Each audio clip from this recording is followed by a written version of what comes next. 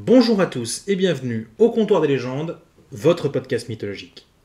Cette émission vous est proposée par la maison d'édition Bilskirnir, spécialisée dans les récits héroïques et inspirée des différentes mythologies qui ont existé sur notre Terre. Aujourd'hui, nous continuons notre série sur les 12 travaux de ce bon vieux Héraclès, avec l'un de ceux qui s'avèrent être les plus dégradants qu'il ait eu à accomplir, mais également l'un de ceux qui lui enseignera au mieux la modestie, à savoir le nettoyage des écuries d'Augias.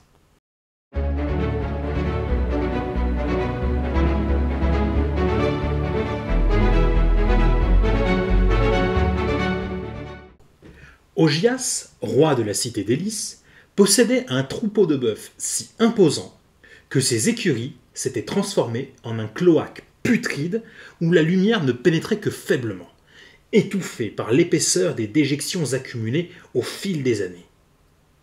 Eurysthée, toujours en charge de la rédemption d'Héraclès, ordonna au fils de Zeus de nettoyer ses écuries, une tâche considérée comme insurmontable par quiconque avait entendu parler de la puanteur et de l'ampleur de ce défi.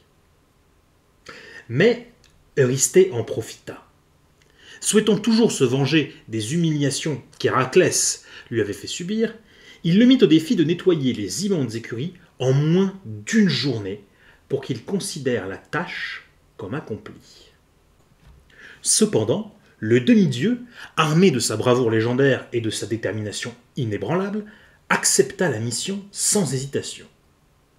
Il se rendit en Élis, rencontra Augias, à qui il fit promettre de lui céder 1/10 de son troupeau une fois qu'il aurait accompli son travail.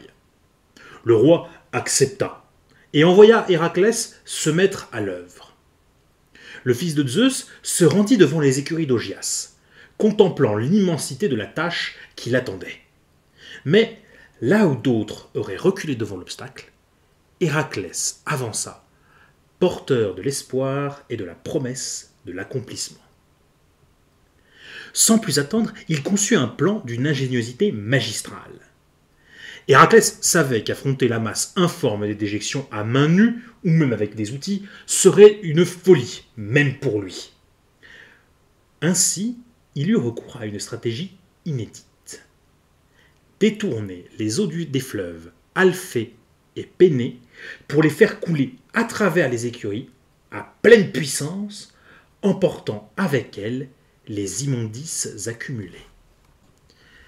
Tel un architecte des éléments, Héraclès creusa des canaux et détourna les cours d'eau avec une adresse sans pareille. Les flots impétueux se frayèrent un chemin à travers les écuries, détruisant un mur entier, balayant tout sur leur passage, nettoyant les lieux d'une manière que nul n'aurait cru possible. Les déjections, la boue et la saleté furent emportés dans un tourbillon tumultueux, laissant derrière eux des écuries purifiées, éclatantes dans la lumière du jour retrouvée. Puis Héraclès détruisit ces déviations, pour laisser au fleuve le loisir de reprendre leur cours normal. Il laissa le reste de la journée les écuries ouvertes aux 4 vents, afin qu'elles puissent sécher et s'aérer. Et, une fois que ce fut le cas, il rebâtit le mur qui avait été emporté, remettant ainsi au roi d'Élis des écuries comme neuves. Héraclès s'en alla demander son paiement à Augias. Mais ce dernier apprit le subterfuge qu'il avait employé pour nettoyer les écuries, et ne trouvait pas vraiment ça équitable. Le roi déclara, devant témoins, que parce qu'Héraclès était envoyé par le roi Eurysthée, il n'avait pas à honorer son contrat. Pire même, il en vint à nier la réalité du travail accompli par le demi-dieu devant sa cour. Ce parjure fit entrer le prince Doulichion, le fils du roi Augias, dans une colère sourde.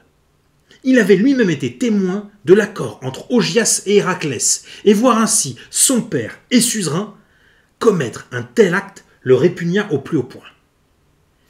Il s'exila alors de lui-même du royaume de son père.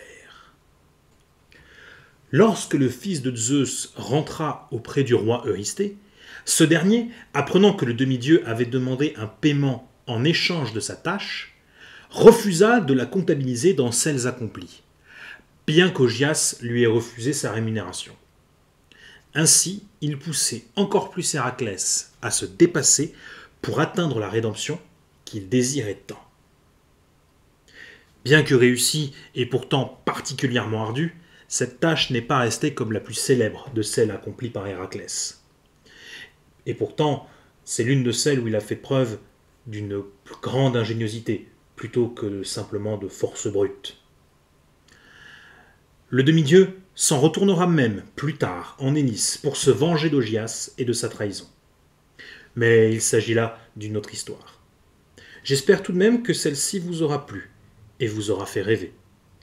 N'oubliez pas que vous pouvez toujours me soutenir en vous abonnant à l'émission et en partageant vos avis et vos retours en commentaire. N'hésitez pas non plus à la partager autour de vous, aussi bien après un dur labeur que durant une leçon matinale. Si vous souhaitez en savoir plus sur mon travail et découvrir des histoires centrées sur les mythologies et reprenant les thèmes et motifs des grands récits d'autrefois, rendez-vous sur le site billskirnir.fr. En attendant, je vous dis à bientôt au comptoir des légendes et n'oubliez pas que c'est mené par nos histoires que nous dirigerons notre avenir. Bonne journée.